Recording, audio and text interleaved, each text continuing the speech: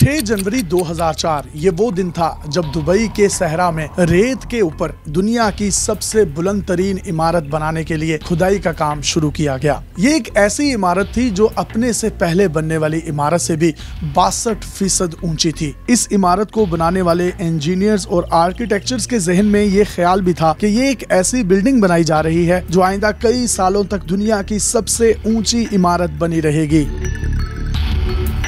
2004 से पहले दुनिया की सबसे ऊंची इमारत ताइवान में थी जिसका नाम ताइपे 101 है। ये 508 मीटर ऊंची है, लेकिन दुबई में जो इमारत बनाई जा रही थी इसे आज हम बुर्ज खलीफा के नाम से जानते हैं और इसकी बुलंदी 828 मीटर है। बुर्ज खलीफा से पहले जितनी भी ऊंची इमारतें बन रही थी वो पहले वाली बिल्डिंग से 5 से 10% ही ऊंची होती थी, लेकिन ये इमारत 15, 20, 30, 35 नहीं बल्कि 62% ऊंची थी, जिसके लिए तामीरात के शोबे के दुनिया के बड़े बड़े दिमागों को जमा किया गया। इन दिमागों ने इस तरीके से इस इमारत को डिजाइन किया कि देखने वाले हैरान रह गए। इसको कंप्लीट होने में तकरीबन 5 साल का अरसा लगा। अक्टूबर 2009 में जब बुर्ज खलीफा का काम मुकम्मल हुआ तो दुनिया के कई मुल्कों ने इससे भी ऊंची इमारत बनाने का ख्वाब देखा, लेकिन तकरीबन 14 साल गुजरने के बावजूद ये ख्वाब अब तक अधूरा है और दुनिया का कोई भी मुल्क, चाहे वो जापान हो, ऑस्ट्रेलिया हो, अमेरिका हो या यूरोप, कोई भी इतनी बुलंद इमारत अभी तक नहीं बना सका। ये इमारत इतनी ऊंची है कि अगर आप इसके नीचे खड़े होकर गुरूब आफ्ताब देखें और फिर भागकर लिफ्ट में सवार हों तो इसके ऊपर पहुंच जाएं तो आप वही गुरूब आफ्ताब एक बार फिर देख सकते हैं। बुर्ज खलीफा के ऊपर और नीचे के वक्त में 3 मिनट का फर्क है, जिसकी वजह से इसे रमजान के दौरान 3 टाइम जोन में तकसीम किया जाता है। इफ्तार के वक्त सबसे नीचे वाले लोग सबसे पहले रोजा इफ्तार करते हैं, जबकि ऊपरी मंजिलों पर मौजूद लोग उनके तकरीबन 2 मिनट बाद रोजा खोलते हैं। इस तामीराती शाहकार को तख्लीक करने के लिए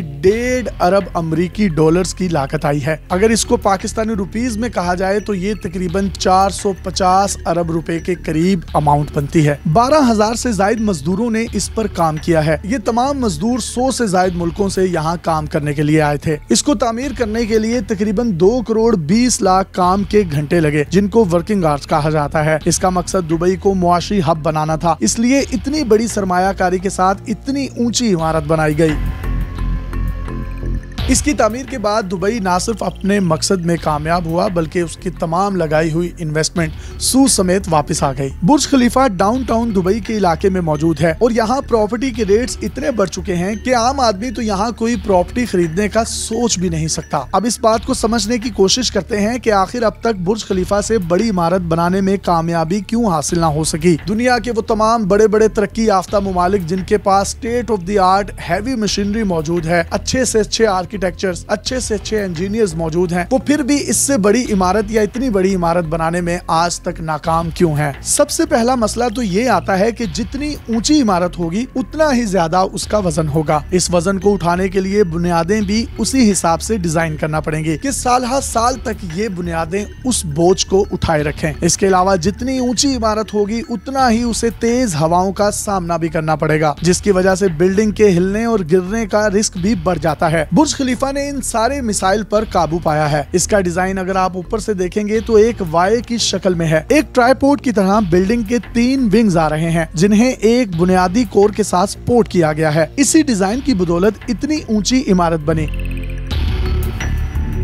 इस डिजाइन का फायदा ये है कि बुर्ज खलीफा को कोई भी मंजिल खाली छोड़ने की जरूरत पेश नहीं आई। आमतौर पर ऊंची इमारतों में हवा के बहाव को यकीनी बनाने के लिए कई फ्लोर खाली छोड़ना पड़ते हैं। बुर्ज खलीफा की बुनियाद के नीचे 192 कंक्रीट और स्टील कॉलम्स लगाए गए हैं। ये 50 मीटर जमीन में नीचे तक जाते हैं, लेकिन ऊपर की बिल्डिंग को बनाने के लिए कंक्रीट को ऊपर भी ट्रांसफर करना पड़ेगा और ये करने के लिए दुनिया के सबसे बड़े कंक्रीट पंप्स बनाए गए थे। बिल्डिंग के एक्सटीरियर की बात करें तो इसके बाहर 1 लाख स्क्वायर मीटर से ज्यादा शीशा इस्तेमाल किया गया है। इससे भी ज्यादा हैरान कर देने वाली बात यह है कि बुर्ज खलीफा के बाहर दुनिया की सबसे बड़ी LED स्क्रीन मौजूद है। ये स्क्रीन तकरीबन 21 लाख LEDs को मिलाकर बनाई गई है। यही वजह है कि खास मौके पर हम ना सिर्फ इसे मुख्तलिफ मुल्कों के झंडों के रंगों से मुज़य्यन देखते हैं बल्कि फिल्मों के ट्रेलर तक भी देखे जा सकते हैं। जिस तरीके से 14 अगस्त को पाकिस्तान आजाद हुआ था तो पाकिस्तान की आजादी का दिन हर साल पाकिस्तान का झंडा झंडा बुर्ज खलीफा की बिल्डिंग पर आवेजा किया जाता है। इसी तरीके से 15 अगस्त इंडियन आजादी का दिन है और इंडिया को भी खराज तहसीन पेश करने के लिए बुर्ज खलीफा पर उनके झंडे और उनके रंगों को आवेजा किया जाता है। इसके साथ साथ बड़ी से बड़ी हॉलीवुड और बॉलीवुड की फिल्मों की तशहीर के लिए भी बुर्ज खलीफा की इन LED स्क्रीन को इस्तेमाल किया जाता है, जिसका रेंट सेकंड्स के हिसाब से तकरीबन मिलियंस डॉलर्स में बनता है। अब एक सवाल और पैदा होता है कि इतनी ऊंची इमारत में अगर आप 150वीं मंजिल पर रहते हैं और आग लग जाती है तो आप इतनी सीढ़ियां उतरकर नीचे कैसे आएंगे। इस मसले का हल ये निकाला गया है कि हर 25वीं मंजिल के बाद वहां पर एक पनाहगाह बनाई गई है। इसके अलावा इसकी सीढ़ियां कंक्रीट की बनाई गई हैं ताकि आग ज्यादा ना फैल सके। पिछले तकरीबन 14 सालों में हालांकि कोई बिल्डिंग बुर्ज खलीफा से ऊंची नहीं बन सकी, लेकिन फिर भी जो 20 ऊंची तरीन इमारतें हैं उनमें से 17 ऐसी हैं जो बुर्ज खलीफा के बाद बनाई गई हैं, जैसा कि 669 मीटर ऊंची बिल्डिंग जो कोलालमपुर में है। लेकिन कई ऐसी बिल्डिंग्स भी हैं जो मंसूबे की हद तक रही हैं। इनमें से पहली है सऊदी अरब की जद्दा टावर। इसको बुर्ज खलीफा से भी ऊंचा ले जाने का प्लान है और अगर ये मुकम्मल हो गई तो ये पहली बिल्डिंग होगी जो 1 किलोमीटर ऊंची होगी। जद्दा टावर की तामीर 2013 को शुरू हुई थी, लेकिन 2017 में शहजादे मोहम्मद बिन सलमान ने करप्शन के खिलाफ क्रैकडाउन किया और जद्दा टावर में सरमायाकारी करने वाले कई इन्वेस्टर्स भी पकड़े गए, जिनकी वजह से ये बिल्डिंग अभी तक रुकी हुई है। दुबई में ही दुबई क्रैक टावर भी बनाने की ख्वाहिश की जा रही है। इसकी ऊंचाई तकरीबन 838 से 1300 मीटर तक हो सकती है, लेकिन इस पर भी अभी काम रुका हुआ है। जापान में 1700 मीटर ऊंची एक ऐसी बिल्डिंग बनाने की कोशिश हो रही है जिसमें 5 लाख लोग बैक वक्त रह सकते हैं। इसका नाम है स्काई माइल टावर टोक्यो। ये अभी तक मंसूबे की हद तक ही है। अगर इसकी तामीर शुरू होती है तो मुमकिना तौर पर 2045 में ये मुकम्मल होगी और इस बिल्डिंग के बारे में कहा जाता है कि ये 1.5 किलोमीटर से भी ऊंची होगी। यानी इसका एक सिरा अगर जमीन पर होगा तो दूसरा सिरा बादलों में होगा, जो कि जमीन से नजर आना नामुमकिन है। लेकिन इसका बहुत कम चांस है कि अगले 25 सालों में भी कोई ऐसी बिल्डिंग बनेगी जो बुर्ज खलीफा के डिजाइन को पीछे छोड़ पाए। टोक्यो में ही एक्सिड 400 बिल्डिंग का प्लान है, लेकिन ये कोई द्योमालाई कहानी की तरह लगता है। मंसूबा ये है कि ये इमारत 4 किलोमीटर ऊंची होगी। यानी सादा लफ्जों में समझने के लिए अगर आप एक जगह पर खड़े हैं तो 4 किलोमीटर दूर तक चीजें आपको किस तरीके से नजर आती हैं, हो सकता है नजर भी ना आती हो। वो कैसा शाहकार होगा इसको आप इमेजिन कर सकते हैं।